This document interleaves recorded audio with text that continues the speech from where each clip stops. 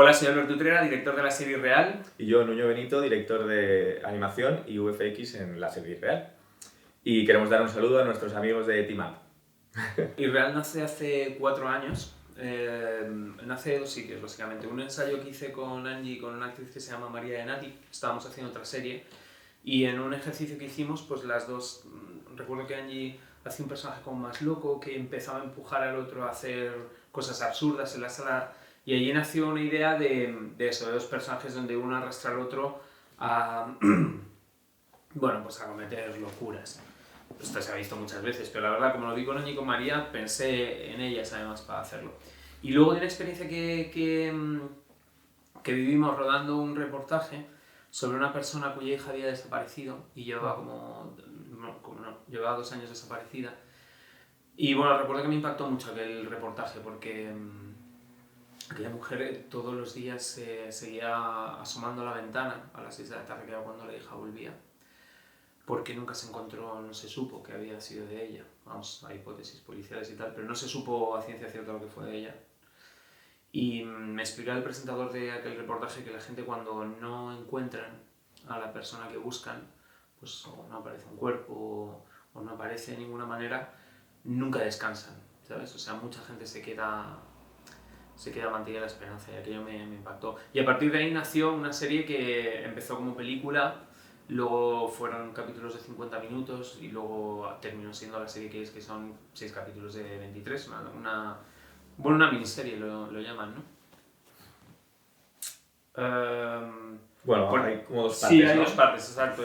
Hay 2 partes, porque por mi parte, influencias, hay una muy clara que es Kick-Ass, que es el concepto este de cómo una persona normal intenta ser un superhéroe y las cosas que le pasan, ¿no? Y yo creo que esta peli fue germen también de hacer esta idea, lo que os decía antes, ¿no? De cómo nace en un ensayo la posibilidad de un personaje que arrastra a otro, luego un conflicto muy potente, que es el que os decía, y luego esta tercera pata, que era decir, bueno, pues este personaje que arrastra al otro, ¿cómo lo hacemos? Obsesionado con el mundo de los cómics y los superhéroes, y cómo puede hacer una persona normal para intentar ser un superhéroe. O sea, ¿qué haces? Te pillas un traje de Amazon, te pillas... Esta referencia era muy clara. Luego, pues a niveles de cine, pues hay referencias muy obvias, como pelis de Tarantino, más en la construcción de personajes, salvando las distancias, claro que es un maestro, que en la violencia, pero sí, hay cosas de esto también. Y luego está la parte estética, que hay una peli que estuvimos viendo mucho para configurar esto, que era Gansa Kimbo, que era una peli que no sé si habéis visto, pero de, ¿cómo se llama este? Daniel Radcliffe. Radcliffe. Sí, a nivel estético, bueno, a ver, sobre todo por la parte de animación y demás, yo tengo influencias del mundo de los cómics, de animación y demás, pero así más claras, hay un montón de guiños a muchos cómics diferentes, pero así más claras, pues, de películas tenía referencias como Scott Pilgrim, que yo creo que el rollo de las onomatopeyas y demás, que están integradas en la imagen real, de Spider-Verse también hay algún efectillo ahí que lo intento plasmar ahí. Y bueno, en el fondo es como un batiburrillo de muchas influencias, pero intentar hacerlo un poco un sello un poco más propio, ¿no? Más el sello irreal. Sí, porque también está la de Déjame salir, que tiene una parte que me hacía mucha gracia en esa película, que es cuando el amigo empieza a contarle a los policías lo que le pasa al prota, ¿no? Que es todo como súper loco. Y entonces hay una parte en la que el amigo, cuando lo cuenta, los policías empiezan como a... Bueno, no, se descojonan. Entonces también me llama siempre mucho la atención el cosas absurdas que parecen irreales, intentar bajarlas a la realidad. O sea, decir, ¿qué pasaría si esto pasase de verdad? Por muy loco que parezca. Bueno, a ver, esto en el fondo es algo que hemos querido hacer siempre. De hecho, lo hemos hecho en muchos trabajos anteriores. Sí. Llevamos ya mucho tiempo mezclando imagen real y animación. Y cuando esta idea que empezó, ese germen que decía antes Utre, empezó a tirar por el rollo de superhéroes y empezamos a darle ese toque un poco de cómic, dijimos, pues ya está, este va a ser el proyecto perfecto para mezclar bien las dos técnicas, ¿no? La imagen real y la animación. Y bueno, al final todo fue un poco desde el guión, ya se estaba pensando en cómo integrar las animaciones y cómo combinar estos dos mundos. Sí, eso lo tenemos muy claro. El tema de cómo combinarlo estéticamente, ya os digo que había una referencia muy clara, o intentábamos con Guns Akimbo, que es verdad que ahora está muy en tendencia lo de los colores, todo esto, pero realmente hicimos un proyecto en el que Nuño había diseñado los personajes, es decir, la estética de ellas estaba ya diseñada y luego creo, a lo mejor no fue así, sí, yo creo que sí fue así, pero yo diría que la estética estaba diseñada, se diseñó la estética de imagen real y con la estética de imagen real Nuño ya hizo el último paso de adaptar las animaciones a eso. Sí, así fue. De hecho, yo creo que el momento clave de decir esto tiene que ser en animación fue cuando hablamos de que el personaje de Lucía tenía esas fantasías o esa forma de ver la realidad, sobre todo cuando ve violencia o cuando tiene una idea de olla, sabíamos que eso iba a ser en animación. Ese era el punto clave. Y de hecho, al principio no lo teníamos muy claro, pero luego lo acotamos solamente a que Lucía, el personaje, iba a ser el que iba a narrar un poco con la animación. Claro, porque ella tiene en la cabeza que hace el concepto de superheroína. Entonces dice, voy a hacer justicia, voy a hacerlo bien. Pero cuando hace algo que ella dice, hostia, esto igual no está bien, lo distorsiona. Y lo distorsiona mediante la animación. Entonces como que corre boom, un velo mental y se justifica de alguna manera. A priori, que es una cosa que hemos comentado mucho, a priori para un público joven, ¿no? Porque al final siempre asociamos un poco, si los protagonistas son jóvenes, pues para el público joven. Pero en realidad es una historia universal y de todas las edades, o sea que en realidad yo creo que va un poco para todo el mundo. Así lo pienso yo. Otra referencia potente fue The End of the Fucking World. Súper potente. Esta es verdad que... Es que se me olvida, tío. Tengo una memoria horrible, pero esta serie estaba muy presente cuando escribíamos. Y es un poco igual. Es que son protagonistas jóvenes, nos lo dicen muchas veces. Es una serie para jóvenes. Yo no estoy de acuerdo. De hecho, la ha visto gente de 40, la ha visto gente de 50, la ha visto gente de 20 y... que decir, les ha gustado o no les ha gustado, pero no encontramos un referente sobre la edad. No es que a la gente de 20 le encante a la de 50, no. O sea que yo creo que es para todas las edades.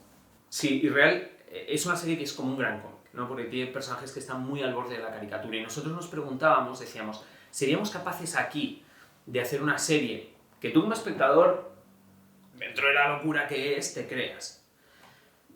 Y que además fuese como el nacimiento de un superhéroe, o una superheroína en este caso. Es decir, tú lo ves y en una temporada 2 de repente ya tienes consolidada la superheroína y la ves y te la crees. Este es un reto que nos pusimos, era una de las cosas que teníamos en la cabeza. Entonces sí, queremos hacer la temporada 2 a tope. Hombre, nosotros estamos encantados. O sea, desde que hicimos el preestreno en la sala de cine, que eso ya lo ves con otro... ves un feedback ya con mucha gente y ves los puntos donde funciona, dónde están los puntos de comedia, dónde está la sorpresa y tal. Ya desde ese pase yo creo que vimos cómo reaccionaba la gente y la verdad es que fue bastante guay. Luego las críticas que hemos tenido, vamos, por lo menos las que yo he ido viendo, la verdad es que son bastante buenas y como que hacen hincapié en ciertos puntos que son todos comunes, todas las críticas son comunes, como algo novedoso y tal. O sea que hasta ahí, de momento, muy bien. A ver el público de a pie qué recibimiento le da, pero vamos, en principio muy contentos. Sí, es que yo creo que es una serie que te comes muy rápido y muy amena. Entonces, bien, es una serie que tampoco tiene ningún tipo de pretensión más allá de hacerte pasar pues 2 horas enganchado y disfrutando. Bueno, es uno de los motores que impulsa la historia porque... Bueno, es que ya sea en el trailer tampoco...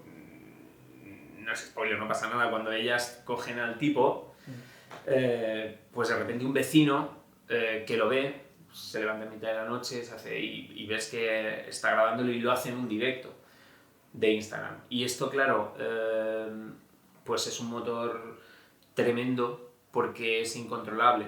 Y además jugamos con esta aposta, ¿no? Es decir, si tú ves algo que es conflictivo y lo subes a un directo, ¿sabes? Ya está suelto. No es como si subes el vídeo y luego te lo piensas y tal. Haces el directo de forma inconsciente y claro, esto lo que hacía era meter a la policía una presión de la hostia de decir, oye, porque el vídeo se hace viral además, o sea que que yo creo que tiene una importancia bastante grande. También el personaje de Elena tiene un canal de YouTube donde ha estado contando un poco el caso de la hermana durante los 2 años de proceso de juicio.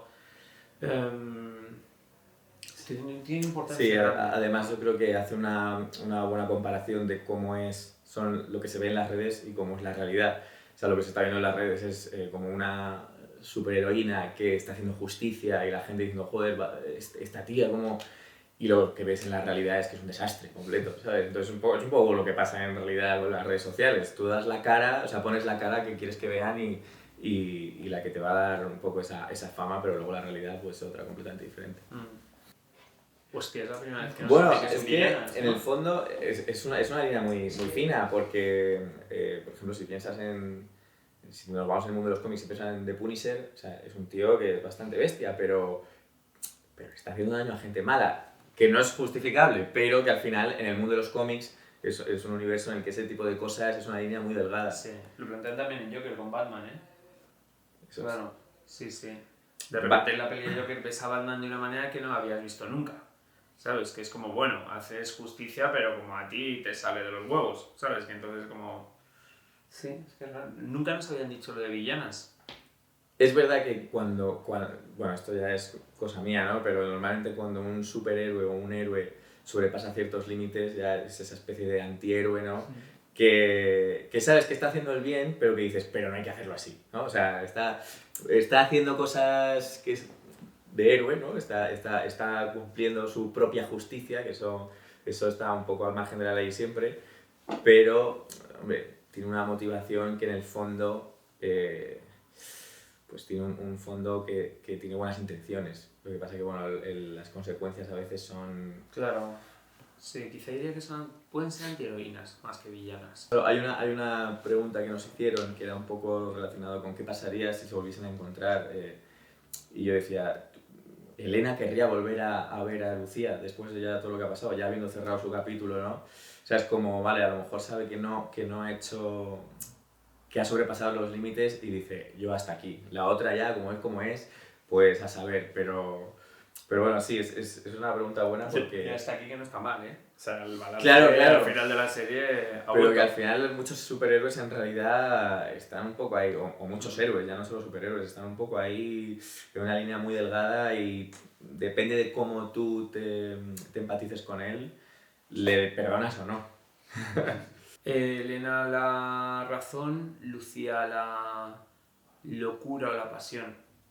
Así es. A veces se planteaban como 2 partes de un cerebro, como la misma persona. De hecho, alguna vez nos dijeron, cuando escribíamos el guión se planteó la posibilidad de decir, son la misma persona, tipo el Club de la Lucha.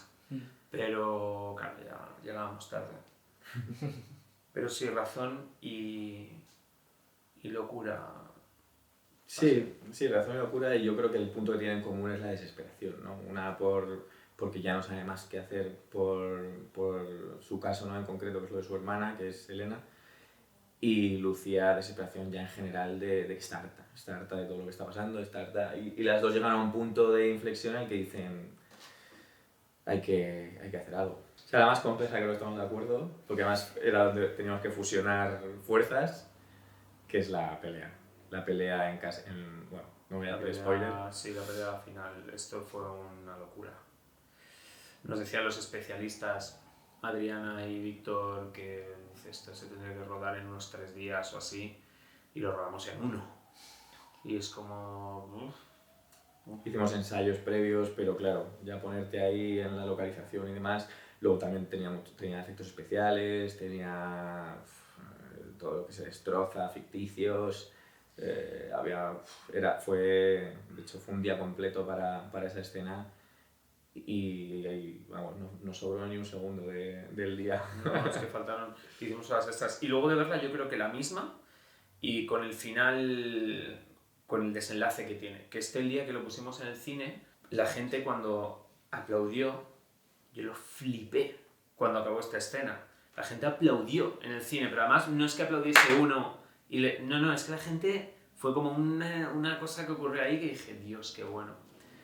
Claro, ver que algo ha sido tan complejo y que luego el resultado justo en ese punto es así, pues que es un alivio brutal. Sí, es muy guay. Y la parte final de es que no puedo decir sin hacer spoiler, pero la parte final de la serie, cuando ellas pasa lo que pasa y tienen esa conversación, yo la verdad que lo disfruto mucho rodándola y lo disfruto mucho viéndolo también. Sí, bueno, eso es un poco lo que habíamos hablado antes. En lo que se refiere solo a animación, yo cuando, por ejemplo, siempre digo la de Spider-Man, pero porque es que me voló la cabeza cuando vi esa película, empecé, o sea, dije, vale, se ha abierto un mundo nuevo en el rollo de la animación. Y esa me influyó mucho. Luego hay muchas influencias de cómics. O sea, hay guiños a Watchmen, hay guiños al mundo de Marvel, hay un montón de guiños. Pero como he dicho antes, intenté coger muchas influencias, pero darle un rollo un poco más personal, más único. Que, bueno, la gente que sea muy friki de los cómics y demás verá cosillas, algunas que están muy escondidas, ¿no? Pero sí, ya he visto en alguna crítica a alguien que ha pillado algunas cosas y digo, ole, porque una cosa es hacerlo y decir, ¡guau! Pues ahí queda, pero que encima la gente sepa verlo, como el Scott Pilgrim, ¿no? Que decíamos antes, la verdad es que está muy guay, sí. Yo creo que altísima, porque yo creo que la animación hace diferente a Irreal desde un punto de vista estético, y la animación al nivel que está, creo que es altísimo, hace que Irreal sea un producto diferente, no solo estéticamente, sino también a nivel narrativo, porque yo pienso que está muy bien introducida como herramienta para contar la historia. Sí, a ver, uno de los retos que yo por lo menos me planteaba era que la animación no quedase como algo forzado, ¿no? Que no digas, vale, esto lo han metido como un alarde estético, que también, oye, que no hay que quitarle a eso, pero bueno, justificar un poco ese universo que tiene Lucía en la cabeza, que yo creo que narrarlo con animación era la mejor manera que podíamos, además con esta chica que está obsesionada con los cómics y demás. Yo creo que le aporta, aparte de eso que dice Alberto, de ese punto diferente, también le da un plus narrativamente. Sí, para mí es un reflejo de lo que es MOA, de lo que es la productora, porque cuando se fundó precisamente juntando los dos mundos, el de Nuño y el mío, para hacer, bueno, hicimos videoclips, algunos spots, hemos hecho cosas así.